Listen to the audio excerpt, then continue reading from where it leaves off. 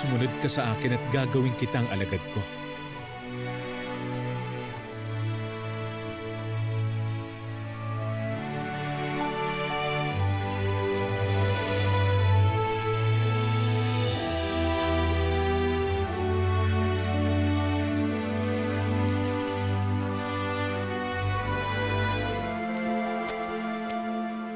Sila ang makakasama natin. Hindi nangangailangan ng manggagamot ang walang sakit, kundi ang may sakit. Humayo kayo at unawain ang kahulugan ng nasa kasulatan. Bago kayo mag-alay sa akin ng handog, kahabagan muna ninyo ang inyong kapwa-tao.